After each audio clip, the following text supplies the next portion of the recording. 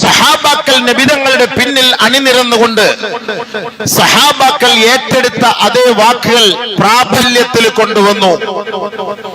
നബിതങ്ങൾ എന്തെല്ലാം അവരുടെ ജീവിതത്തിൽ പറഞ്ഞു കൊടുത്തിട്ടുണ്ടോ അത് മുഴുവനും യാഥാർത്ഥ്യമാണെന്ന് സഹാബാക്കൾ നേരിൽ കണ്ടു മനസ്സിലാക്കി. ഇന്ന് നടക്കുന്ന ഈ പശ്ചിമേഷ്യൻ സംഘർഷങ്ങളെല്ലാം ആ കാലഘട്ടത്തിൽ അള്ളാഹുവിന്റെ റസൂല് പറഞ്ഞത് സഹാബാക്കൾ ഓരോന്നുമായി നബിതങ്ങളുടെ കാലശേഷം എടുത്ത് പറയുകയുണ്ടായി.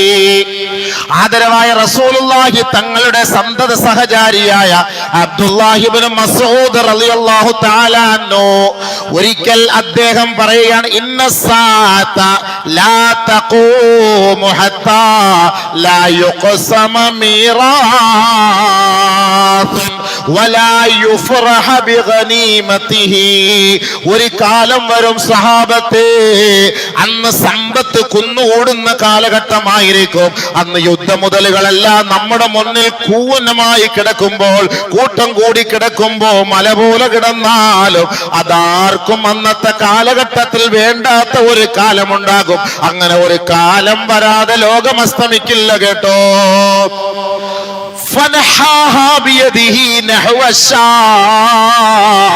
ശേഷം അദ്ദേഹം ഷാമിന്റെ ഭാഗത്തേക്ക് തിരിഞ്ഞു നിന്ന് വിരൽ ചൂണ്ടിക്കൊണ്ടാണ് പറഞ്ഞത്.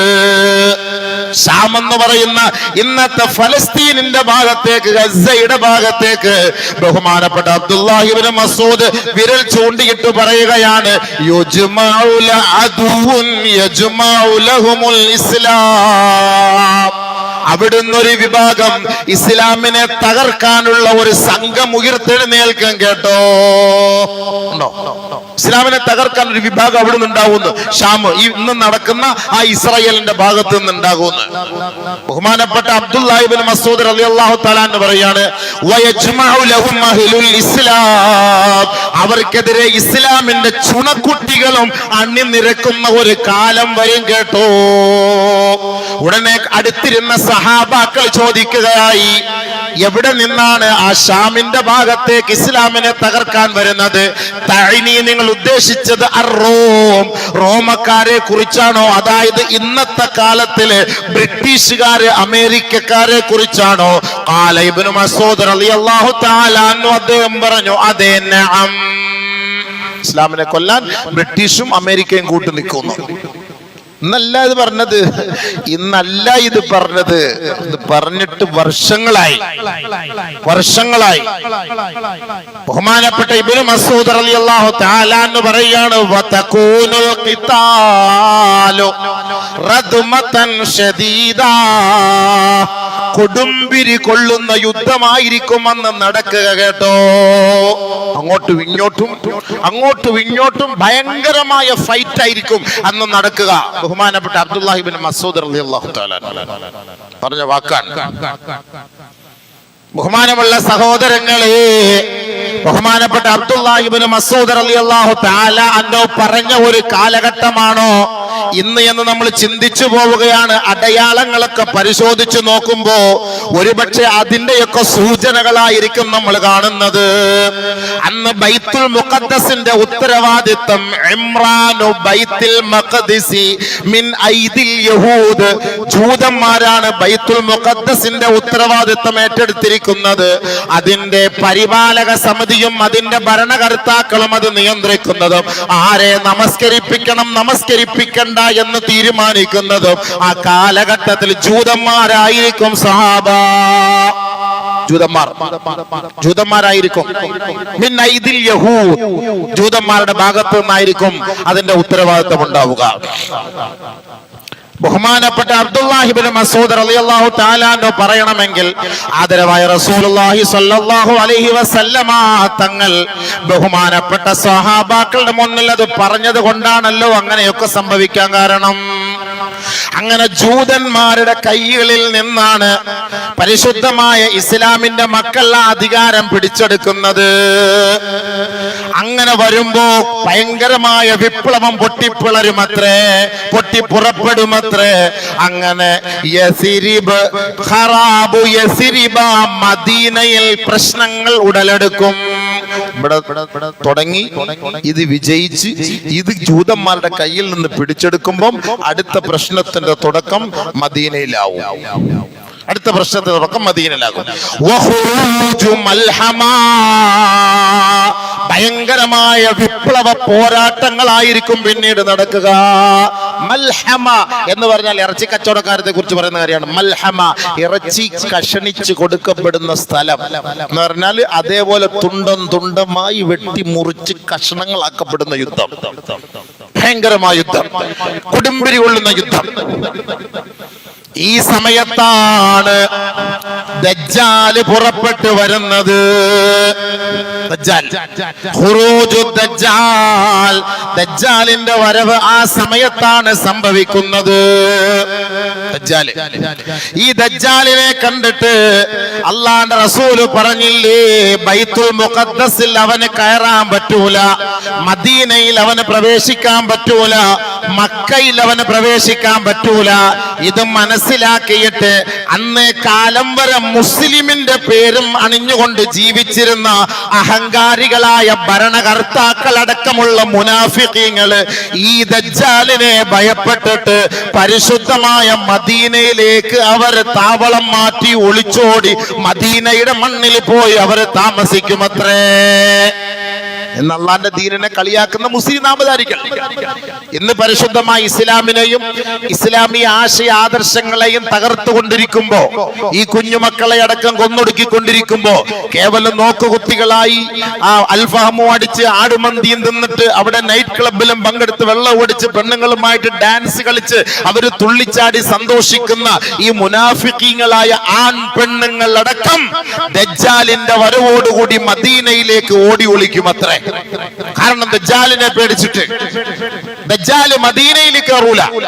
ദജ്ജാല് മദീനയിൽ കയറാതെ വരുമ്പോ മദീനയിലേക്ക് അവർ ഓടി ഒളിക്കുകയാണ്. അല്ലാഹു റബ്ബുൽ ഇസ്സത്ത് ഇവനേക്കാൾ ബുദ്ധിയുള്ളവനല്ലേ, അഹ്കമുൽ ഹാക്കിമായ പടച്ച തമ്പുരാൻ. ഫഇന്നഹാ തർജുഫു ബിഅഹ്ലിഹാ സലാസ റജഫാത്ത്.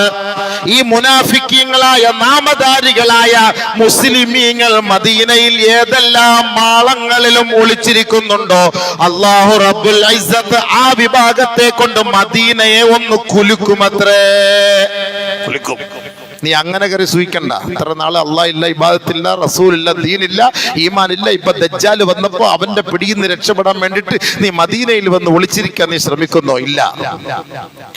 അള്ളാഹുവിന്റെ റസൂല് പറയുകയാണ്, ഫൈന്നഹാ ബിഅഹ്ലിഹാ തർജുഫു സലാസ റജഫാത്ത്. 3 കുലുക്കം അല്ലാഹു കുലുക്കും. 3 കുലുക്കം. ഏതെല്ലാം മൂലയിൽ ഈ മുനാഫിക്കീങ്ങൾ ഒളിച്ചിരിക്കുന്നുണ്ടോ, ഈ മുനാഫിക്കീങ്ങളായ ആണും പെണ്ണും ഒളിച്ചിരിപ്പുണ്ടോ, അവിടെയെല്ലാം അല്ലാഹു കുലുക്കുമത്രേ. അവിടെയെല്ലാം അല്ലാഹു കുലുക്കും. ഫയഖ്റുജു ഇലൈഹി കുല്ലു മുനാഫിഖിൻ വ മുനാഫിഖാ. ഓരോ മുനാഫിഖീങ്ങളിൽപ്പെട്ട ആണും പെണ്ണുങ്ങളും ആ ദജ്ജാലിന്റെ അരികിലേക്ക് തന്നെ മടങ്ങി പോകേണ്ടി വരും.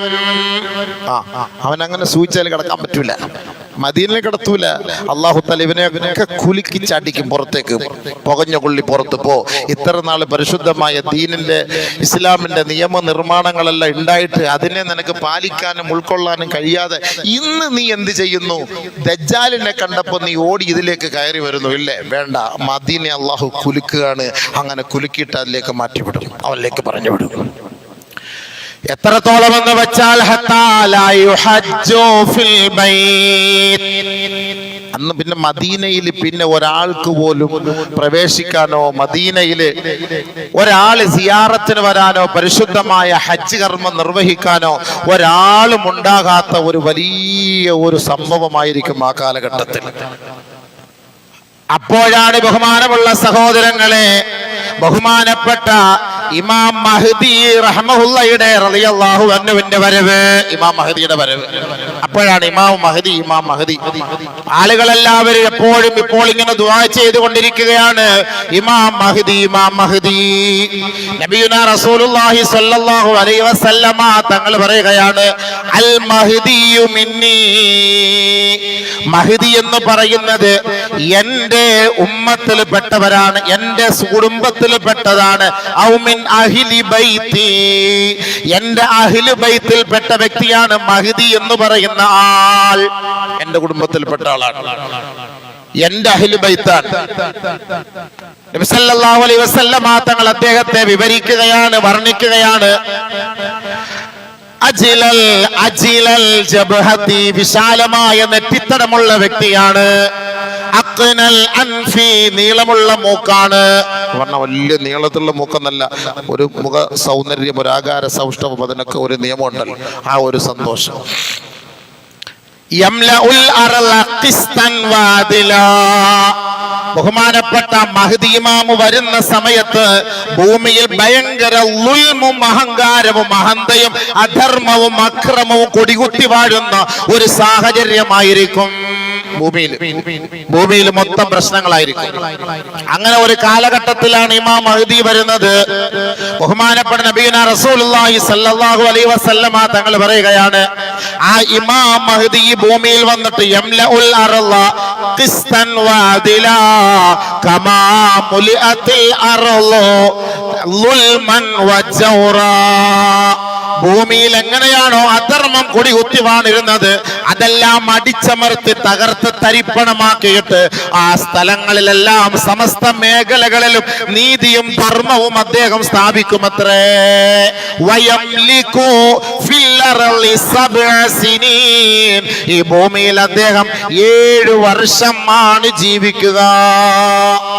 ഖംസൻ ഔ സബ്അൻ ഔ തിസ്അൻ, നബി സല്ലല്ലാഹു അലൈഹി വസല്ലമ തങ്ങൾ പറഞ്ഞു 5 വർഷമെന്നും 7 വർഷമെന്നും 9 വർഷമെന്നുമുണ്ട്. അങ്ങനെയാണ് അദ്ദേഹം ഈ ഭൂമിയിൽ ജീവിക്കുന്നത്. നബി സല്ലല്ലാഹു അലൈഹി വസല്ലമ തങ്ങൾ പറഞ്ഞു,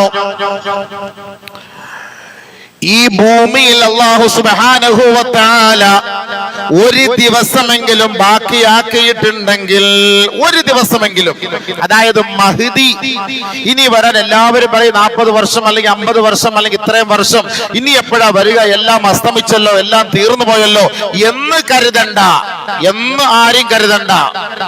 അല്ലാഹു സുബ്ഹാനഹു വ തആല ലൗ ലം യബ്ഖ, ഈ ദുനിയാവിൽ ഇല്ലാ യൗമുൻ വാഹിദുൻ, ഒരു ദിവസമാണ് ബാക്കിയുള്ളതെങ്കിൽ ലതവ്വലല്ലാഹു ദാലികൽ യൗമ, ആ ദിവസത്തെ അല്ലാഹു സുബ്ഹാനഹു വ തആല ദീർഘിപ്പിക്കുമത്രേ. ആ ദിവസത്തെ അല്ലാഹു സുബ്ഹാനഹു വ തആല ദീർഘിപ്പിക്കും. ഒറ്റ ദിവസമായിരിക്കും ബാക്കിയുള്ളത്, ഒരു ദിവസമേ ഉള്ളൂ ഇനി ലോകാവസാനത്തിന്. അങ്ങനെയുള്ള ഒരു സാഹചര്യമാണ് നിലനിൽക്കുന്നതെങ്കിൽ പോലും ലതവ്വലല്ലാഹു ദാലികൽ യൗമ, ആ ദിവസത്തെ അല്ലാഹു സുബ്ഹാനഹു വ തആല ദീർഘമാക്കുമത്രേ. ശേഷം യബ്അസുല്ലാഹു റജുലം മിന്നി, എന്നിൽ നിന്ന് അല്ലാഹുവിന്റെ പ്രവാചകൻ, എന്നിൽ നിന്ന് ഒരു വ്യക്തിയെ അല്ലാഹു സുബ്ഹാനഹു വ തആല നിയോഗിക്കും. എന്നിൽ നിന്ന് ഒരാളിനെ, എന്റെ കുടുംബത്തിൽ നിന്ന് ഒരു വ്യക്തിയെ, മിൻ ഇത്രതി ഔ മിൻ അഹ്ലി ബൈതി.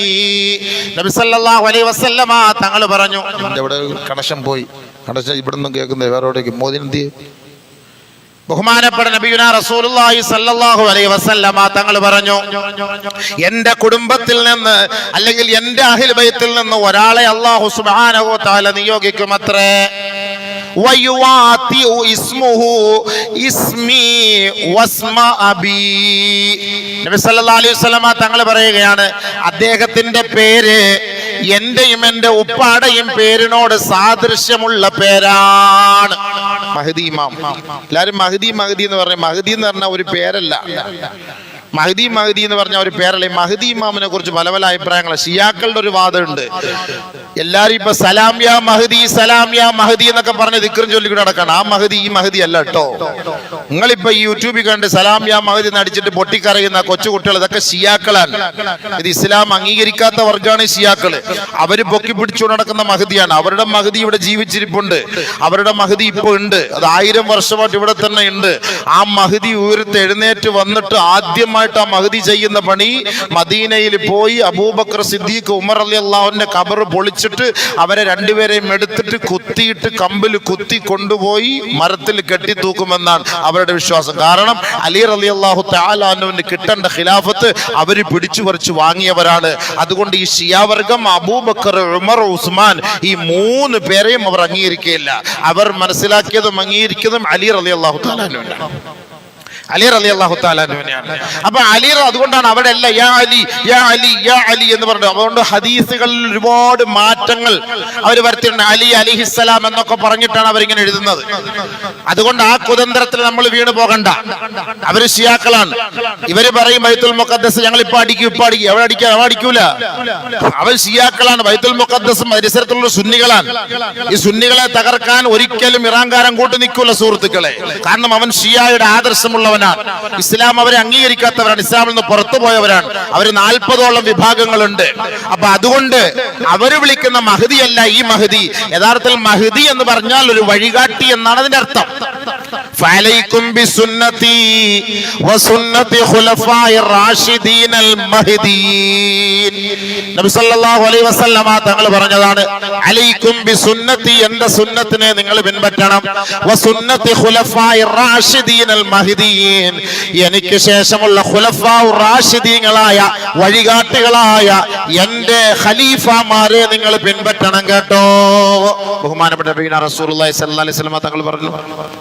അപ്പൊ അങ്ങനെ ഒരു വഴികാട്ടിയായിട്ട് നബി സല്ലല്ലാഹു അലൈഹി വസല്ലമ തങ്ങളുടെ പരമ്പരയിൽ നിന്ന് വരുന്ന ഒരു വ്യക്തിയാണ് ഈ മഹ്ദി. നബിയുനാ റസൂലുള്ളാഹി തങ്ങൾ പറഞ്ഞു, അദ്ദേഹത്തിന്റെ പേര് എന്റെയും എന്റെ ബാപ്പാടെയും പേരിനോട് യോജിച്ചതാണ്. എന്താണ് മഹ്ദി ഇമാമിന്റെ പേരെന്നറിയുമോ? മുഹമ്മദ് ഇബ്നു അബ്ദുല്ലാഹിൽ അലവിയിൽ ഫാത്തിമിയിൽ ഹസനി. ഇതാണ് ഇമാം മഹ്ദി. ചുമ്മാ ഇമാം മഹ്ദി എന്ന് വിളിച്ച് പറഞ്ഞു നടന്നിട്ട് കാര്യമില്ല. മഹ്ദി ഇമാമിന്റെ പേരെന്താ? മഹ്ദി ഇമാം. മഹ്ദി ഇമാമിനെ എല്ലാവരും നോക്കിയിരിക്കുക. ഇവിടെ ചീഫ് ഇമാം നിസ്കരിക്കുന്ന ആളിനെ നോക്കിയിരിക്കുക. ഒറ്റൊരു മനുഷ്യൻ പറയില്ല. എല്ലാവരും മഹ്ദി ഇമാം പോരെന്ന് പറഞ്ഞിരിക്കുക. ഇപ്പോ നമ്മൾ പശ്ചിമേഷ്യയിൽ നമ്മൾ കാണുന്ന സംഭവമാണ് കൊച്ചു കുഞ്ഞു മക്കൾ പോലും. അവർക്കറിയാം കൊച്ചു കുട്ടികൾക്ക് നാളെ ഞാൻ മരിക്കുമെന്നറിയാം. ആ കുഞ്ഞു മക്കളോട് മറ്റൊരു സ്ഥലത്തേക്ക് പോകാൻ പറഞ്ഞിട്ട് പോലും ഇല്ല, വേണ്ട എന്നാണ് പറയുന്നത്. ഈ യുദ്ധം തുടങ്ങുന്നതിന് മുമ്പ് ഫലസ്തീനിലേക്ക് യാത്ര ചെയ്ത ഒരു സംഘം, അതിൽപ്പെട്ട ഒരു കേരളക്കാരനായ ഒരു സഹോദരൻ ബൈത്തുൽ മുഖദ്ദസിൽ വെച്ച് ഒരു കുട്ടിയെ കാണുകയുണ്ടായി. ഏകദേശം ഒരു 10 വയസ്സ് 11 വയസ്സ് പ്രായമുള്ള ഒരു കുട്ടി. ആ കുട്ടിയെ കണ്ടിട്ട് ചോദിച്ചു, മകന്റെ വാപ്പ എവിടെ, ഉമ്മ എവിടെ? വാപ്പ ഷഹീദ്, ഉമ്മ ഷഹീദ. ആകാശത്തേക്ക് കൈ ഉയർത്തി കാണിച്ചു. വാപ്പായും ഉമ്മായും സ്വർഗത്തിലാണ്, ഷഹീദായി, ഞാൻ മാത്രമാണ്. അപ്പോൾ ആ കേരളക്കാരായ ജമാഅത്തിൽപ്പെട്ട ഒരാൾ പറഞ്ഞു, നമ്മൾ ഞങ്ങളുടെ നാട്ടിൽ കൊണ്ടുപോകാം, നിന്നെ നാട്ടിൽ കൊണ്ടുപോയി ഞങ്ങൾ പഠിപ്പിക്കാം, ഡോക്ടറാക്കാം, ഖുർആൻ ഹാഫിളാക്കാം, ആലിമാക്കാം, എല്ലാ സന്തോഷത്തോടു കൂടി നിനക്ക് അവിടെ ജീവിക്കാം. അപ്പോൾ ആ കുട്ടി എന്താ കേരളമെന്നോ ഇന്ത്യ എന്നോ ഇതൊന്നും അറിയില്ല. ആ 11 വയസ്സായ കുട്ടി അവരോട് പറയാണ്, നിങ്ങളുടെ നാട്ടിൽ വന്നാൽ എനിക്ക് ഷഹീദാവാൻ പറ്റൂല. 10 വയസ്സ് 11 വയസ്സ് കേരളക്കാരെ ഞെട്ടിച്ചു കളഞ്ഞ ഒരു വാക്ക്. ആ 10 വയസ്സായ കുട്ടി പറയാണ്, നിങ്ങളുടെ നാട്ടിൽ വന്ന എനിക്ക് ഷഹീദാവാൻ പറ്റൂല. എന്റെ ഉമ്മ ഷഹീദായി പോയതുപോലെ, എന്റെ ഉമ്മ ഷഹീദായി പോയതുപോലെ എനിക്കും ഷഹീദാകണം. അതുകൊണ്ട് ഈ നാട്ടിൽ നിന്നാലേ അത് കഴിയുകയുള്ളൂ എന്ന്. 10 വയസ്സ് 11 വയസ്സിൽ ബാലൻ. സുഹൃത്തുക്കളെ, അവർക്ക് മരണം പേടിയില്ല. അവർക്കറിയാം അള്ളാഹുവിൽ നിന്ന് മറ്റാർക്കും കിട്ടാത്ത പ്രതിഫലം അവരാഗ്രഹിക്കുന്നുണ്ട്. അവർക്കത് കിട്ടുമെന്നുള്ള 100% ഉറപ്പാണ്. നമുക്കതിൽ വിശ്വാസമുണ്ടോ? നമ്മളൊക്കെ ഇങ്ങനെ വലിയ ഐക്യദാർഢ്യവും വലിയ പ്രഭാഷണവും കാര്യങ്ങളും ഒക്കെ നമ്മൾ നടത്തുന്നു. നമുക്ക് അങ്ങനെ ഒരു വിശ്വാസം, ആ ഒരു ഉറച്ച ഈമാൻ ഇബ്രാഹിം നബിയുടെ പാരമ്പര്യത്തിന്റെ മക്കളാണ്. ഇബ്രാഹിം നബി അലൈഹി സ്വലാത്തു വസ്സലാമിന്റെ 10 വയസ്സായ കുട്ടി 11 വയസ്സായ കുട്ടി അറുക്കട്ടെ എന്ന് പറഞ്ഞപ്പോ അള്ളാന്റെ തീരുമാനമാണോ ഉപ്പ? ചെയ്തോ. എനിക്കതിൽ നിരാശയില്ല, എനിക്കതിൽ ദുഃഖമില്ല, എനിക്കതിൽ വിഷമമില്ല, പ്രയാസമില്ല. അള്ളാന്റെ തീരുമാനമാണോ, നടക്കട്ടെ. ഈ ഒരു ക്വാളിറ്റി ഉണ്ടാക്കിയെടുക്കണം നമ്മുടെ മക്കൾക്ക്. അല്ല നമ്മൾ കുറച്ച് നിസ്കാരമുള്ളവരാണ് മുസ്ലിം ഉമ്മത്താന്ന് പറഞ്ഞിട്ട് കാര്യമില്ല. മുസ്ലിം ഉമ്മത്തുകൾ എന്ന് പറഞ്ഞിട്ട് കാര്യമുണ്ടോ? എന്താണ് ഇസ്ലാം? എന്താണ് ആ ഉമ്മത്തിന്റെ ലക്ഷ്യം? നമ്മുടെ ലക്ഷ്യം എന്താണ്? അള്ളാഹു ഏറ്റവും കൂടുതൽ ഇഷ്ടപ്പെടുന്ന ഒരു കാര്യമാണ് അള്ളാഹുവിന്റെ മാർഗത്തിൽ ഷഹീദാവുക എന്നുള്ളത്. അള്ളാഹു ഇഷ്ടപ്പെടുന്നതിൽ വെച്ച് ഏറ്റവും വലിയ അമൽ അതാണ്, അള്ളാഹുവിന്റെ മാർഗത്തിൽ നമ്മൾ ഷഹീദാവുക എന്നുള്ളത്. എന്താണ് ആ ഷഹീദ് എന്നും അതിന്റെ മഹത്വം എന്തെന്നും അവർ ആസ്വദിച്ചു രുചിച്ചു കൊണ്ടിരിക്കുന്നവരാണ്. എന്നായാലും ഒരു ദിവസം ഈ ലോകത്ത് നിന്ന് വിട പറയേണ്ടി വരും.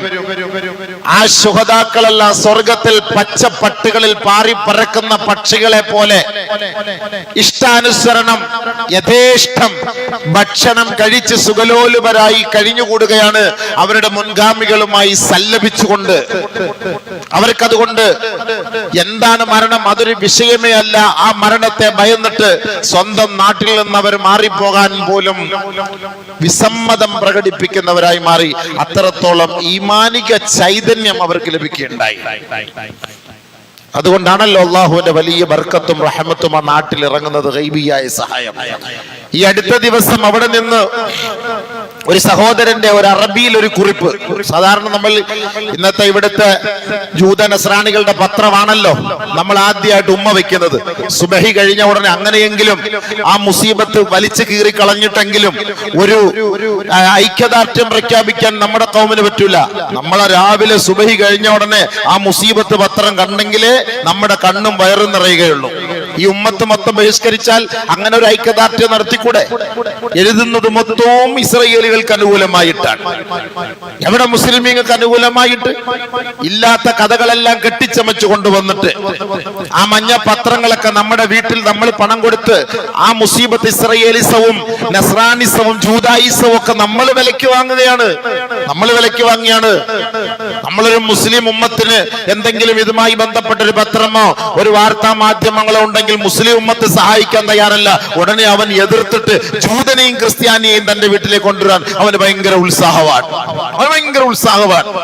കേവലം ചെറിയ ചെറിയ ശാഖാപരമായ വിഷയങ്ങളിലാണ് അഭിപ്രായ വ്യത്യാസമുള്ളത്. അടിസ്ഥാന തത്വങ്ങളിൽ മുസ്ലിം ഉമ്മത്തിനിടയിൽ എവിടെ വ്യത്യാസമുള്ള? ഒരു വ്യത്യാസമില്ല. അപ്പൊ ഒരു മുസ്ലിം എന്ന ഒരു കാഴ്ചപ്പാടിൽ എന്തെങ്കിലും ഒരു കാര്യം തുടക്കം കുറിച്ചാൽ അതിനെ സപ്പോർട്ട് ചെയ്യണം മുസ്ലിം സമുദായം. അതിന് പകരം ജൂതനെയും ക്രിസ്ത്യാനിയും സപ്പോർട്ട് ചെയ്തിട്ട് അവന്റെ ഉൽപ്പന്നങ്ങൾ വാങ്ങി ഉപയോഗിച്ചിട്ട് അവൻ കൊടുക്കുന്ന പത്രം, അവൻ എഴുതുന്ന പത്രം, അവന്റെ വാർത്താ മാധ്യമങ്ങൾക്ക് കൂടുതൽ പ്രാമുഖ്യമാണ് നമ്മൾ നൽകുന്നത്. അല്ലാതെ പരിശുദ്ധമായ മുസ്ലിം സമുദായത്തിന്റെ പത്രങ്ങളിൽ നിന്ന് സത്യവാർത്തകൾ വരുമ്പോൾ നമുക്ക് ഒപ്പിയെടുക്കാൻ ബുദ്ധിമുട്ടാണ്. വലിച്ചെറിയൻ സുഹൃത്തുക്കളെ, വലിച്ചെറിയൻ. എന്താ ഗുണം ഇതുകൊണ്ട്? മുസ്ലിം ഉമ്മത്തിനെ നാണം കെടുത്താനും നമ്മുടെ പണം കൊണ്ട് നമ്മെ തന്നെ തകർക്കാനാണ് ഇവർ ശ്രമിക്കുന്നത്. അപ്പൊ അദ്ദേഹത്തിന്റെ ഒരു ഈ അടുത്ത സമയത്ത് കഴിഞ്ഞ ആഴ്ചയിൽ വന്ന ഒരു റിപ്പോർട്ടാണ്. ഒരു സാലിഹായ മനുഷ്യൻ, ആ സാലിഹായ മനുഷ്യൻ അദ്ദേഹം വീട്ടിലേക്ക് കയറി ചെല്ലുകയാണ്. എല്ലാവരുടെയും കയ്യിൽ ഇപ്പോ ഈ പറയുന്ന പോലെ ആയുധങ്ങളുണ്ടല്ലോ. അപ്പോ ആ വീട്ടിലേക്ക് കയറി ചെല്ലുമ്പോൾ ഇദ്ദേഹത്തെ കൊല്ലുന്നതിന് വേണ്ടി ഒരു ജൂതൻ അതിന്റെ ഉള്ളിൽ ഒളിച്ചിരിപ്പുണ്ട്. ആരുമില്ല. ഇദ്ദേഹം ഒറ്റയ്ക്ക് കയറി പോകുന്നു. ആരോ ഒരാള് വിളിച്ചു പറയുന്നു, ഖൽഫക യഹൂദിയുൻ, ഖൽഫക യഹൂദിയുൻ. ആരോ ഒരാൾ വിളിച്ചു പറയുന്നു. ഒരു അശരീരിയാണ് ആ ശബ്ദം കേട്ടത്. ആരോ ഒരാൾ വിളിച്ചു പറയുന്നു, ഇന്ന വാതിലിന്റെ പിന്നാലെ ഒരാൾ ഒളിച്ചിരിപ്പുണ്ട്, ഒരു ജൂതൻ ഒളിച്ചിരിപ്പുണ്ട് എന്ന് വിളിച്ചു പറയുകയും ഇദ്ദേഹം ആ തോക്കെടുത്ത് വെടിവെക്കുകയും അവനെ കൊല്ലുകയും ചെയ്തു. അതിനുശേഷം ഇദ്ദേഹം ഇറങ്ങി ആ പരിസരം മുഴുവൻ നോക്കി ആരാ വിളിച്ചു പറഞ്ഞത്. ആരെയും കാണാൻ കഴിഞ്ഞില്ല. ജൂതന്മാര് തന്നെ സമ്മതിച്ച സത്യമാണ്. ജൂതന്മാരുടെ നേതാക്കന്മാര് സമ്മതിച്ച സത്യമാണ്. ഇത് ഹമാസ് പോരാളികളല്ല അവിടെ നമ്മളോട് യുദ്ധം ചെയ്യുന്നത്. വേറെ ഏതോ ഒരു അദൃശ്യ ലോകത്തുള്ളവരാണ് നമ്മളോട് യുദ്ധം ചെയ്യുന്നത് എന്ന് അവര് പോലും സമ്മതിച്ചിരിക്കുന്നു. ശുഹദാക്കളുടെ ബർക്കത്ത് കൊണ്ട് അള്ളാഹുവിന്റെ റഹ്മത്ത് അവിടെ ഇറങ്ങും, സഹായം അവിടെ ഇറങ്ങും. ബദറിൽ ഇറങ്ങിയതുപോലെ അള്ളാഹ് ഇറക്കും. അതുകൊണ്ട് നമ്മുടെ ദുആ ഒന്ന് നിരാശരാവണ്ട, നമ്മുടെ ദുആ ഒന്ന് സ്വീകരിക്കില്ല എന്ന് കരുതരുത്. ഇതൊക്കെ അല്ലാഹു സുബ്ഹാനഹു വ തആല പരിശുദ്ധമായ നമ്മുടെ ഓരോ വ്യക്തികളുടെയും ഓരോ നാട്ടിൽ നിന്നുമുള്ള ദുആയ്ക്ക് വലിയ വലിയ വിലയാണ് അല്ലാഹു തആല അവിടെ നൽകുന്നത്. കോടാനകോടി ബില്യൺ ട്രില്യൺ കണക്കിന് ഡോളറിന്റെ നഷ്ടം കൊണ്ട് ഇസ്രായേൽ കൂപ്പുകുത്തുകയാണ് ഗതിയില്ലാതെ. അത് തന്നെ ഏറ്റവും വലിയ കാര്യമല്ലേ? നമുക്ക് പട്ടിണി കിടന്ന പാരമ്പര്യമുണ്ട്, വെള്ളമില്ല എങ്കിലും ഭക്ഷണമില്ല എങ്കിലും നോമ്പ് പിടിച്ച പാരമ്പര്യമുണ്ട്, പരിശുദ്ധ പ്രവാചകന്മാർ പട്ടിണി കിടന്ന പാരമ്പര്യമുണ്ട്. അതൊക്കെ മനസ്സിലാക്കി ജീവിക്കുന്നവരാണ് സത്യവിശ്വാസികളായ മുസ്ലിമീങ്ങൾ. അതുകൊണ്ട് അവർക്കൊന്നും നഷ്ടപ്പെടാനില്ല. എന്നാൽ ജൂതന്മാർക്ക് അങ്ങനെയല്ല. അവർക്കൊരു ടാങ്ക് പോയാൽ, അവരുടെ ഒരു മിസൈൽ നഷ്ടപ്പെട്ടു പോയാൽ, അവരിൽ ഒരു പൗരൻ നശിച്ചു പോയാൽ, അവരിൽ ഒരു പട്ടാളം മേധാവി നഷ്ടപ്പെട്ടു പോയാൽ കോടാനക്കോടി ഡോളറിന്റെ നഷ്ടമാണ് അവർക്കുള്ളത്. കോടാനക്കോടി ഡോളറിന്റെ നഷ്ടമാണ്. അത് തന്നെ ഏറ്റവും വലിയൊരു നാശത്തിന്റെ അടയാളമല്ലേ? ഏറ്റവും വലിയൊരു നാശത്തിന്റെ അടയാളമല്ലേ? അപ്പൊ നമ്മുടെ ദുആയ്ക്ക് ഇജാബത്തുണ്ട് എന്നല്ലേ? എല്ലാവരും ഇപ്പോൾ 35 ദിവസമായി 40 ദിവസമായി യുദ്ധം കൊടുമ്പിരി കൊണ്ട് നമ്മളെല്ലാവരും പെട്ടെന്ന് മറന്ന് മാറിക്കൊണ്ടിരിക്കുകയാണ്. അങ്ങനെ മറന്ന് നമ്മൾ ആ ഒരു ഭാഗത്തെ നിന്ന് വിട്ടുപോയി.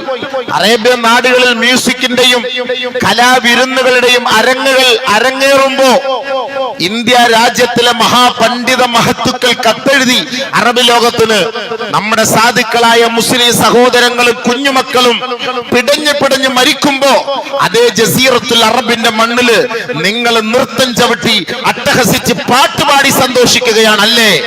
ആ ഒരു ഈമാനിക വാക്കെങ്കിലും ഇന്ത്യൻ ഉലമാക്കളെ കൊണ്ട് സാധിച്ചു. അത് ഏറ്റവും വലിയ കാര്യമാണ്. അത് അവരുടെ പത്രമാധ്യമങ്ങളെല്ലാം വ്യാപിച്ചു. അവിടുത്തെ എംബസിക്ക് അയച്ചു കൊടുത്തു. ബഹുമാനമുള്ള സഹോദരങ്ങളെ, ഇതൊക്കെയല്ലേ നമുക്ക് ചെയ്യാൻ പറ്റുകയുള്ളൂ. നമ്മളിത് കണ്ടിട്ട് നോക്കുകുത്തികളായിരിക്കാൻ നമ്മളെ കൊണ്ട് കഴിയുകയില്ല. പരിശുദ്ധമായ ദീൻ ലോകത്തോട് പഠിപ്പിക്കുന്നത് 2 വിഭാഗമാണ് ലോകത്തെ നയിക്കേണ്ടത്. ഒന്ന് ഉലമാക്കളും 2 മുലൂക്കുകളുമാണ്. ആ മുലൂക്കുകളാണ് തീരുമാനിക്കേണ്ടത്.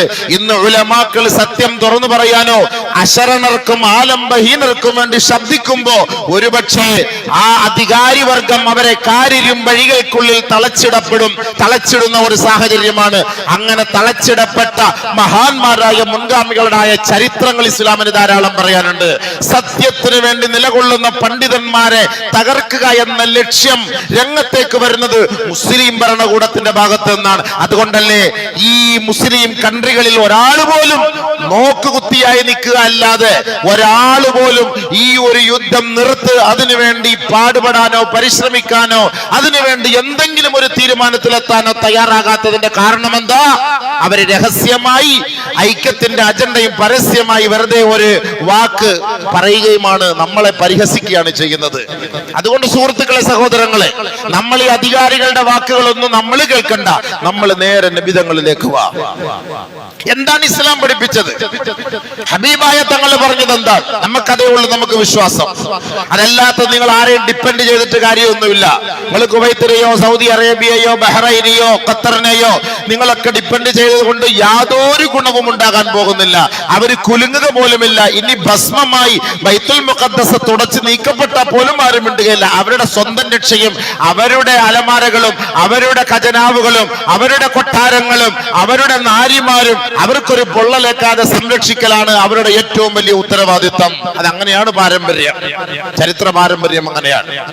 അതുകൊണ്ട് ഈമാനുള്ളവർക്ക്, ഈമാനിക ബോധമുള്ളവർക്ക്, ഇസ്ലാമുമായി ബന്ധമുള്ളവർക്ക്, ശരീഅത്തുമായി ബന്ധമുള്ളവർക്ക് അള്ളാഹുവും അവന്റെ റസൂലും പഠിപ്പിച്ചത് എന്താണോ ആ ഒരു വഴിയിലേക്ക് നമ്മൾ നീങ്ങുക. അതാണ് അല്ലാഹു സുബ്ഹാനഹു വ തആല പറഞ്ഞത്. അല്ലാഹു നിങ്ങൾക്ക് വഅദ ചെയ്യുന്നു, അല്ലാഹു നിങ്ങൾക്ക് വാഗ്ദാനം നൽകുന്നു. വഅദല്ലാഹുല്ലദീന ആമനൂ മിൻകും വഅമിലുസ് സ്വാലിഹാത്ത്. കേവലം ഒരു വിശ്വാസിയെ മാത്രമല്ല നോക്കിക്കൊണ്ട് പറഞ്ഞത്, വഅമിലുസ് സ്വാലിഹാത്ത്. സ്വാലിഹായ അമലുകൾ ചെയ്യുന്ന, കർമ്മങ്ങൾ ചെയ്യുന്ന സത്യവിശ്വാസികൾ ആരാണോ, ലയസ്തഖ്ലിഫന്നഹും ഫിൽ അർദ്. നിങ്ങൾക്ക് ഭൂമിയുടെ കിരീടവും അധികാരവും ചെങ്കോലും ഞാൻ നിങ്ങൾക്ക് കൈമാറാം. അള്ളാഹു പറയാണ്. അള്ളാഹ് വെച്ച ഡിമാൻഡ് എന്താ?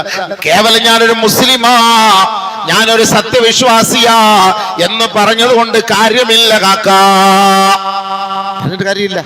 എല്ലാരും ഈമാനുള്ളവരാ, എല്ലാരും മുസ്ലിമീങ്ങളാ, എല്ലാരും വിശ്വാസമുള്ളവരാണ്. അല്ലാഹ് പറഞ്ഞ വാക്കെന്താ? വഅദല്ലാഹുല്ലദീന ആമനൂ മിൻകും വഅമിലുസ് സാലിഹാത്ത്. സാലിഹായ അമലുകൾ ചെയ്യുന്ന നിങ്ങളിൽ നിന്നുള്ള യഥാർത്ഥ സത്യവിശ്വാസികൾ ആരാണോ, ലയസ്തഖ്ലിഫന്നഹും ഫിൽ അർദ് കമസ്തഖ്ലഫല്ലദീന മിൻ ഖബ്ലിഹിം. മുൻഗാമികളായ സാലിഹീങ്ങളുടെ കൈകളിൽ ഈ ഭൂമിയുടെ കിരീടം അല്ലാഹു നൽകിയതുപോലെ അല്ലാഹു റബ്ബുൽ ഇസ്സത്ത് ജൂതന്റെ നസ്രാണിയുടെ കയ്യിൽ നിന്ന് അധികാരം നിങ്ങളുടെ കൈകളിലേക്ക് അല്ലാഹു വാങ്ങിത്തരുമത്രേ. അല്ലാഹ് പറഞ്ഞ വാക്കാണ്. അല്ലാഹ് വാങ്ങിത്തരുമെന്ന് നമ്മൾ പേടിക്കണ്ടെന്നാ പറയുന്നത്. ഡിമാൻഡ് ഉണ്ട്, വെറുതെ അല്ല. കമസ്തഖ്ലഫല്ലദീന മിൻ ഖബ്ലിഹിം വലയുമക്കിനന്ന ലഹും ദീനഹും അല്ലദീ ഇർതളാ ലഹും വലയുബദ്ദിലന്നഹും മിൻ ബഅദി ഖൗഫിഹിം അംനാ. ഏതൊരു വർഗത്തെയാണോ, പ്രതിയോഗികളെയാണോ, ജൂതന്മാരെയാണോ, ഫാസിസ്റ്റുകളെയാണോ, നാസിസ്റ്റുകളെയാണോ നിങ്ങൾ ഭയപ്പെടുന്നത്, നിങ്ങൾ ഭയപ്പെടേണ്ട കേട്ടോ. ആ ഭയത്തിൽ നിന്ന് നിങ്ങളെ സുരക്ഷിത സ്ഥാനത്തേക്ക് നാം അവരോധിക്കാം. രണ്ട് ഡിമാൻഡ് നിങ്ങൾ സ്വീകരിച്ചാൽ മതി. അല്ലാഹ് പറയാണ്, എല്ലാരും കൈമലർത്തുമ്പം അവസാനം നമ്മൾ സഹായത്തിന് തേടുന്നത് ഇലാഹായ റബ്ബിനോടാണ്. ഇത് അവസാനമല്ല, തുടക്കത്തിലും തേടണം, ഒടുക്കത്തിലും തേടണം, ഒടുക്കം വരെയും തേടണം. അള്ളാഹുവിനോടാണ് തേടേണ്ടത്. വേറെ ആരോട് തേടാൻ? 100 ടാങ്കുകൾ ഉള്ളവനോട് തേടിയിട്ട് കാര്യമില്ല, വലിയ മിസൈലുള്ളവനോട് തേടിയിട്ട് കാര്യമില്ല. ഇതിന്റെ മുഴുവൻ കാര്യങ്ങളെ ഒപ്പിയെടുക്കുന്ന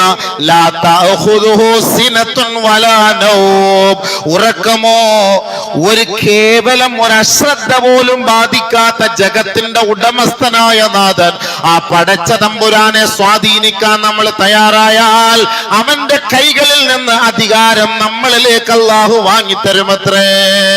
പടച്ചവന്റെ വാക്ക ഖുർആനാണ്. സൂറത്തുൻ നൂർ 55. ഇത് നമ്മൾ വിശ്വസിച്ചില്ലെങ്കിൽ പിന്നെ നമ്മൾ അല്ലാഹുവിൽ വിശ്വാസമില്ലല്ലോ. ഇത് അല്ലാഹ് വാങ്ങിത്തരാന്ന് പറഞ്ഞ കാര്യമാണ്. വലയുബദ്ദിലന്നഹും മിൻ ബഅദി ഖൗഫിഹിം അംനാ. നിങ്ങൾ പേടിക്കണ്ട. നിങ്ങൾ ആരെയാ പേടിക്കുന്നത്? ആ പേടിയൊക്കെ ഞാൻ മാറ്റിയിട്ട് നിങ്ങൾക്ക് പൂർണ്ണ സുരക്ഷിതത്വം, നിർഭയത്വം ഞാൻ തരാം. അല്ലാഹ് പറഞ്ഞ വാക്കാണ്, ഞാൻ തരാം. 2 ഡിമാൻഡ്. യഅബുദൂനനി, എന്നെ മാത്രം ആരാധിക്കണം. ലാ യുശ്രികൂന ബി ശൈആ, എനിക്കെതിരെ ഒരു നിലയ്ക്കും മറ്റൊരു വസ്തുവിനെ നീ ചിന്തിക്കുക പോലും അരുത്. ഞാനല്ലാതെ ഒരു ഇലാഹുണ്ടെന്നുള്ളൊരു ചിന്ത പോലും നിന്റെ ജീവിതത്തിന്റെ ഒരു മേഖലയിൽ പോലും നീ ചിന്തിച്ചു പോകാൻ പാടില്ല. അള്ളാഹു പറയാണ്, എന്നെ ആരാധിച്ച് സ്വാലിഹായ അമൽ ചെയ്യാൻ നീ തയ്യാറുണ്ടോ എങ്കിൽ ഞാൻ നിന്നെ സഹായിക്കാം. അള്ളാഹ് പറഞ്ഞ വാക്കാണ്, അള്ളാഹ് പറഞ്ഞ വാക്കാണ്. ഇതിനപ്പുറത്ത് നമുക്ക് ലോകത്ത് ഒരു യജമാനനില്ല, ഒരു യജമാനനില്ല. ഞൊടിയിടയിൽ കാര്യങ്ങൾ നടത്തുന്ന പടച്ച തമ്പുരാനാണ് ഈ പറഞ്ഞ വാക്ക്.